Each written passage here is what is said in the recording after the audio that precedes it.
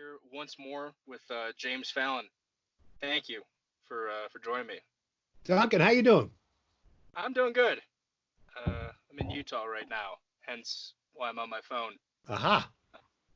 But the last time that we had talked, the one thing that I didn't get to that I wanted to was about stem cells. You've done, from what I understand, you've done a lot of work in stem cells. Can you talk just a little bit about what you've done, like what sort of discoveries you've made, or my understanding of stem cells is very limited, but it seems like a miracle cure. Well, we started working on this, and as most science goes, it was by serendipity that we happened to see this. It was a surgery that we had. We were injecting a different peptide growth factors, natural ones that are in the body, and in particular transforming growth factor alpha. And we were one of the young students kind of messed up the surgery, but in doing so, injected it into the brain in a place in this animal that was wrong, but it ended up creating a whole idea. So that was back in the mid 90s. We had started working on looking for cures for Parkinson's disease, and so we were looking at ways of stimulating the part of the brain that's lost, the dopamine part that's lost in the brains. So we're testing it on animals, and part of this, what happened, the mistake is we saw all of these cells in the brain that shouldn't have been there. Well, all of a sudden, there was all these cells were dividing like crazy into almost, like millions of new cells. And we went, good God. I mean, it was, really startling. And we're able to move where they went. That is, we're able to move in the brain where these cells went, and we were able to direct it to where there was damage that we had inflicted that was like Parkinson's disease. And so that followed up with about 10 years of research to find out what the origin of these stem cells were. It's not embryonic stem cells. These are not stem cells that were transplanted from somewhere else or from embryos. These are stem cells that are resident that nobody even thought were in the brain. They're in the gut and the skin because you keep turning over these tissues. But we found it in the brain, and it was highly unusual. And so we had looked at how the number of neurons in human cortex was increasing too. So at the end of this first part of the experiments, the New York Times said that in the 10 years of the decade of the brain, 1990 through 2000, that this was the most startling finding. And so we followed that up with stroke models. We're looking for cures for stroke because we were doing basic research. We weren't doing this in patients yet. And so we're the first group that was able to show that these stem cells that are naturally in the brain, they're lining the ventricles, the fluid-filled cavities in the brain. And they were kind of laying there, and with damage, it was like an alarm system went off. And if we added this natural growth factor, it's called TGF alpha, that it was able to stimulate these to divide and move, like I said, where we wanted to. And so we did a series of publications, and somebody came in and raised $7 million to try to get it to a clinic.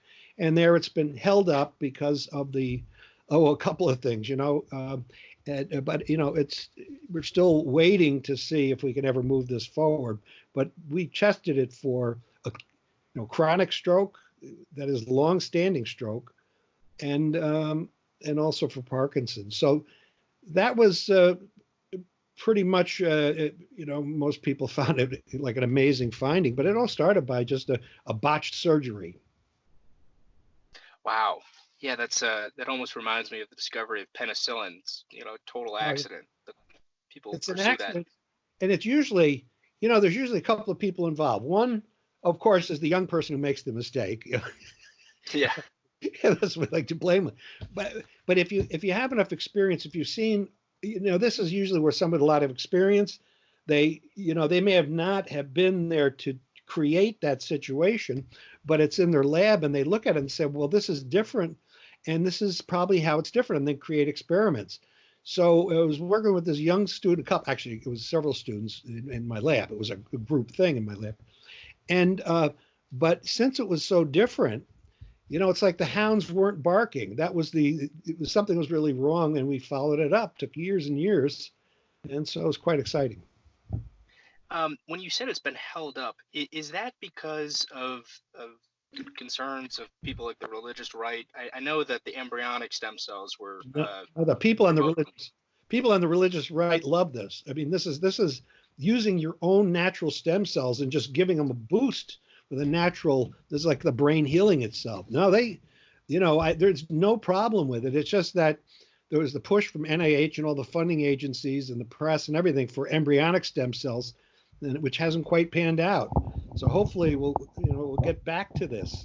You have to be patient sometimes, and also you can raising 7 million is one thing. Going the next stage to raise 30 or 40 million is kind of a jump, and that's and you have to work with the CEO. The CEO put that money in, and so and also you're fighting a clock. You're fighting the intellectual property patent clock.